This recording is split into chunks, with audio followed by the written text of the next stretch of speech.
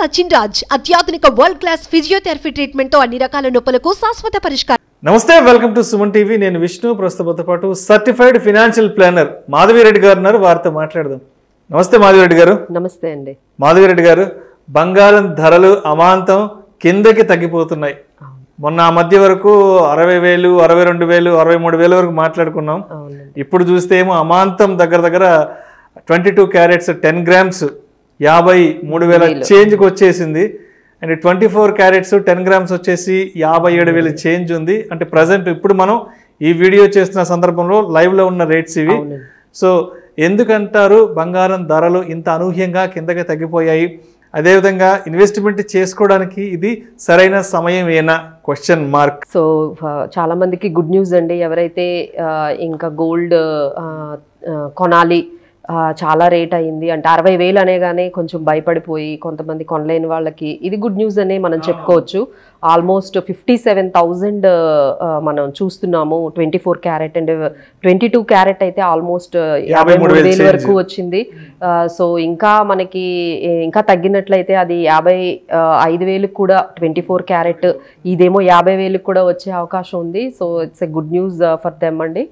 But reasons అసలు gold ఎందుకు ఈ విధంగా అమాంతంగా జస్ట్ 1 monthలోనే 4% వరకు ఇంత కరెక్షన్ అవ్వడానికి కారణం ఏంటంటే డాలర్ అనేది స్ట్రెంథనింగ్ అవుతుందండి. డాలర్ చాలా వరకు మనకి పెరిగింది. డాలర్ ఇండెక్స్ కూడా, అంటే ఇప్పుడు డాలర్ మనకి అగైనెస్ట్ రూపీ చూసుకుంటే 83 రూపీస్ పైనే మనకి ట్రేడ్ అవుతుంది. అండ్ డాలర్ ఇండెక్స్ 106.10 ఉంది. సో ఎప్పుడైతే డాలర్ స్ట్రెంథనింగ్ అయిందో ఇమీడియట్గా మనకి ఈ గోల్డ్ అనేది మనకి తగ్గడం అనేది కనపడుతుంది. ఇంకోటి ఏంటంటే యూఎస్ ట్రెజరీ ఈల్డ్స్ బాగా పెరిగాయండి. సో ఆల్మోస్ట్ అది 4.59%.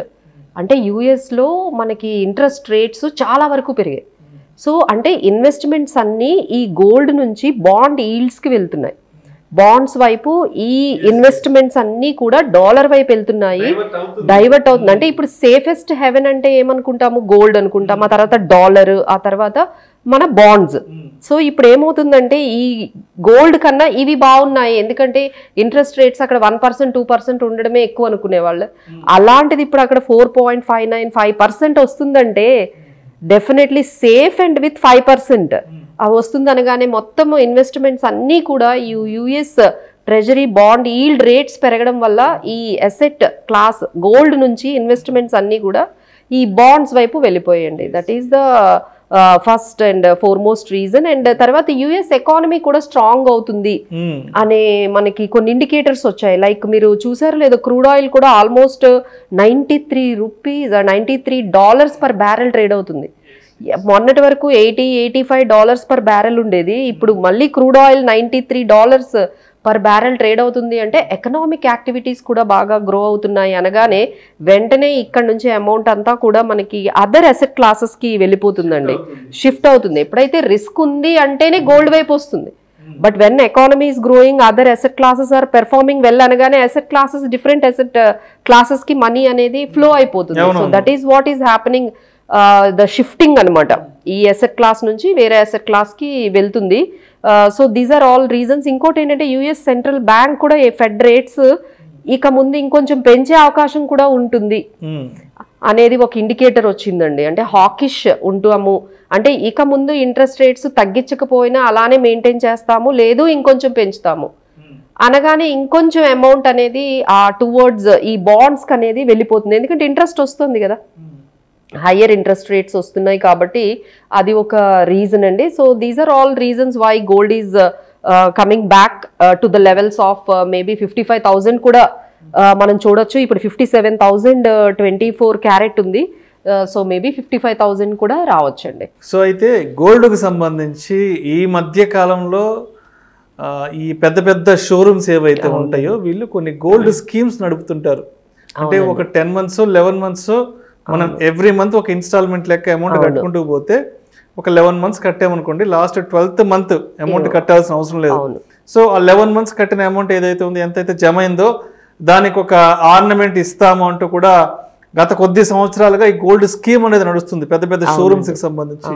సో మరి ఇలాంటి స్కీముల్లో డబ్బులు పెట్టడం వల్ల అంటే మనకున్న అడ్వాంటేజెస్ డిసడ్వాంటేజెస్ ఏముంటాయి, అసలు ఈ సినారియోని కంప్లీట్గా ఏ విధంగా అర్థం చేసుకోవాలంటారు? సో ఇప్పుడు ప్రతి హౌస్ హోల్డ్ అండి, అంటే ఇర్రెస్పెక్టివ్ ఆఫ్, అంటే నార్మల్ హౌస్ హోల్డ్స్ దగ్గర నుంచి మిడిల్ క్లాస్ వరకు, రిచ్ రెసిడెంట్స్ వరకు మనం చూసుకుంటే ప్రతి ఒక్కరికి ఒక గోల్డ్ స్కీమ్ ఉంటుంది.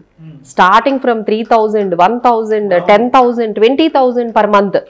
ఇలాంటి గోల్డ్ స్కీమ్స్ అనేవి మనకి చాలా అనమాట. అంటే ప్రతి ఒక్కరి దగ్గర ఉంది. ఇప్పుడు మీరు తీసుకున్నట్లయితే ప్రతి ఒక్కరి దగ్గర నుంచి కూడా మనకి గోల్డ్ స్కీమ్స్ అనేవి చాలా పాపులర్ అయిపోయాయి. అంటే మీరు షాపుకి వెళ్ళి అక్కడికి వెళ్ళి మీరు బై చేస్తుండగానే వెంటనే మీకు అది వాళ్ళు చెప్పేస్తూ ఉంటారు, ఆఫర్ చేస్తూ ఉంటారు, తీసుకొచ్చి చేతిలో పెడతారు.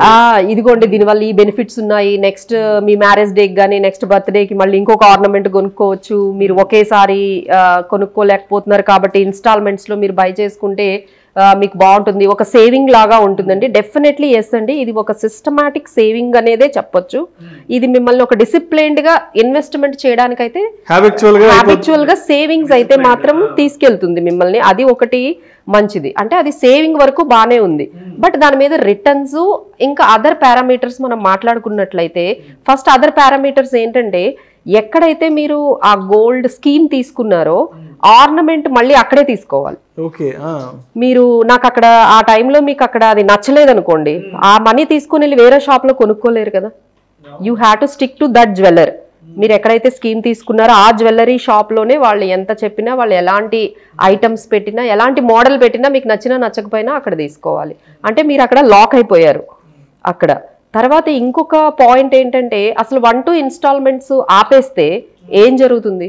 అంటే మనకి ఏదైనా ఎమర్జెన్సీ వచ్చి మీరు స్కీమ్ మధ్యలో కట్టకపోతే ఫర్ఫీట్ అయిపోతుందా? దాంట్లో ఉండే మీరు వాటి గురించి ఎవరు క్లియర్ గా కనుక్కోరండి. ఏదో వాళ్ళు చెప్పేస్తూ ఉంటారు, వీళ్ళు ఏదో బై చేస్తూ ఉంటారు. బట్ ఇలాంటి కాన్సిక్వెన్సెస్ వస్తే ఏం జరుగుతుంది? మన అమౌంట్ తిరిగిస్తారా? డెఫినెట్లీ నాట్ అండి. వాళ్ళు ఎప్పుడు రిఫండ్ ఇవ్వరు, అమౌంట్ ఇవ్వరు. ఇంకొకటి ఏంటంటే, గోల్డ్ ఆర్నమెంటే ఇస్తారు కానీ క్యాష్ కావాలంటే ఇవ్వరు. ఇప్పుడు అర్జెంట్ గా నాకు ఆ టైంకి వేరే ఎమర్జెన్సీ వచ్చింది, ఇక్కడ నాకు ఒక 1 lakh వరకు జమ అయింది, నాకు ఈ గోల్డ్ కొనుక్కోవడం కన్నా నాకు ఇంకొక ఎమర్జెన్సీ వచ్చింది, మా పిల్లల చదువు కోసమో దేనికోసమో, కానీ నేను నాకు క్యాష్ ఇవ్వరు కదా, నాకు క్యాష్ ఇవ్వరు. నేను కంపల్సరీ నేను ఆర్నమెంటే తీసుకోవాలని అక్కడ మనకి పెడతారు. ఈవెన్ దో మనం క్యాష్ లో సేవింగ్స్ చేస్తూ ఉన్నా మన క్యాష్ మనకి రిఫండ్ అనేది రాదు. కాయిన్ కూడా ఇవ్వరండి, ఓన్లీ గోల్డ్ ఆర్నమెంట్ మాత్రమే ఇస్తారు. సో ఇన్ని రెస్ట్రిక్షన్స్ అవసరమా అనేది మీరు ఆలోచించుకోవాలి.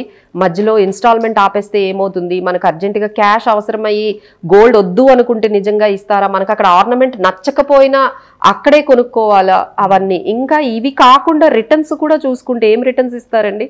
మన డబ్బులు పెట్టినవి మనకే ఇస్తారంటే ఒక్క ఇన్స్టాల్మెంట్ వాళ్ళు మనకి బెనిఫిట్ ఇస్తారు, అదేదో కొంచెం వేస్టేజ్ తగ్గిస్తా అంటున్నారు. అవన్నీ చూసుకున్నా మీకు 4-5% వర్కౌట్ అవుతుంది. 4-5 అంటే అసలు ఇన్ఫ్లేషన్ ఇంకో కూడా రావట్లేదు, లేదండి, లేదు. సో ఇదేంటంటే మీరు ఇంకొకసారి ఆలోచించుకోవాలి. ఇంకెక్కడైనా మీరు ఇన్వెస్ట్మెంట్, మీరు మ్యూచువల్ ఫండ్స్ లో ఒక SIP ద్వారా, లేకపోతే ఒక లిక్విడ్ స్కీమ్ లో, నాకు ఈక్విటీ మార్కెట్స్ అంటే ఇష్టం లేదు అంటే మనకి డెట్ ఇన్స్ట్రుమెంట్స్ ఉన్నాయి, సేఫ్టీ ఉన్నాయి, వేర్ యూ కెన్ గెట్ 8-10% కదండి. ఇక్కడ మీరు గోల్డ్ స్కీమ్ లో లాక్ అయిపోవడం వల్ల మీకు 4-5% దగ్గర ఆగిపోతున్నారు. 1 year 2 year స్కీమ్ కడుతూ ఉన్నారు. అదే మీకు రిస్క్ లేకుండా 8% 9% కూడా వస్తున్నాయి అంటే better we should shift that. ఆ అమౌంట్ని మీరు క్యాష్గా వాడుకోవచ్చు, లేదు ఆ అమౌంట్ని మీకు ఇష్టమైన ఆర్నమెంట్, మీకు ఇష్టమైన షాప్లో కొనుక్కోవచ్చు. ఎప్పుడైనా మనం ఆపేసినా అక్కడ ప్రాబ్లం ఏమీ ఉండదు, లిక్విడిటీ ఉంటుంది మధ్యలో ఎప్పుడైనా కావాలి అనుకుంటే. సో ఇవన్నీ కూడా ఎవరైతే స్కీమ్స్ ఈ గోల్డ్ స్కీమ్లోకి వెళ్ళి లాక్ అవుతున్నారో ఒక్కసారి మీరు ఆలోచించాలండి. ఒక స్కీమ్ కాదండి, అసలు 4-5 స్కీమ్లు ఒక్కొక్కరింట్లో. ఒకటితో ఆపరు, ఒకటి మొదలు పెడతారు, ఒకటి 10,000, మళ్ళీ ఇంకోటి మొదలు పెడతారు, ఇంకోటి మొదలు పెడతారు. అసలు దానికి ఎండ్ అంటూ ఏమీ లేదండి. సో ఒక్కసారి ఆలోచించండి. రిటర్న్స్ వైజ్ అయితే మాత్రం అస్సలు అది వర్కౌట్ కాదు. ఆర్నమెంట్ వైజ్ కొనుక్కోవాలి అనుకుంటే మాత్రము don't stick on these kind of restrictions కి స్టిక్ అవ్వకుండా ఉంటే బాగుంటుంది. సో మాధవిరెడ్డి గారు, కన్క్లూజన్గా ఫైనల్గా మార్కెట్కి గోల్డ్ ప్రైసెస్కి ఉన్న సంబంధం ఏంటి? మార్కెట్లు పెరిగితే గోల్డ్ ప్రైసెస్ ఎందుకు తగ్గుతాయి? అదేవిధంగా గోల్డ్ ప్రైసెస్కి మార్కెట్కి ఉన్న అవినాభావ సంబంధం ఏంటి అసలు? ఇవన్నీ అసెట్ క్లాసెస్ అండి మనకి. అంటే మేజర్ అసెట్ క్లాసెస్ మనం చూసుకుంటే ఈక్విటీ, డెట్ అండ్ గోల్డ్. ఇప్పుడు ఈ గోల్డ్ని ఏంటంటే సేఫ్ ఉన్న ఇన్స్ట్రుమెంట్స్తోని మనము కంపేర్ చేయాలి. మార్కెట్స్తో మనం గోల్డ్ కంపేర్ చేయలేము, ఎందుకంటే గోల్డ్లో అంత రిస్క్ ఉండదు, వేరే స్టాక్ మార్కెట్లో చాలా రిస్క్ ఉంటుంది. సో గోల్డ్ని దేంతో కంపేర్ చేయాలి? మన బ్యాంక్ ఎఫ్డీలతో కానీ లేకపోతే బాండ్స్ మీద వచ్చే వాటితో కానీ కంపేర్ చేయాలి. ఎప్పుడైతే ఈ బాండ్స్ రిటర్న్స్ కానీ బ్యాంక్ రిటర్న్స్ కానీ మనకి ఎక్కువ ఇస్తున్నట్లయితే గోల్డ్లో ఎందుకు పెట్టుకోవాలండి?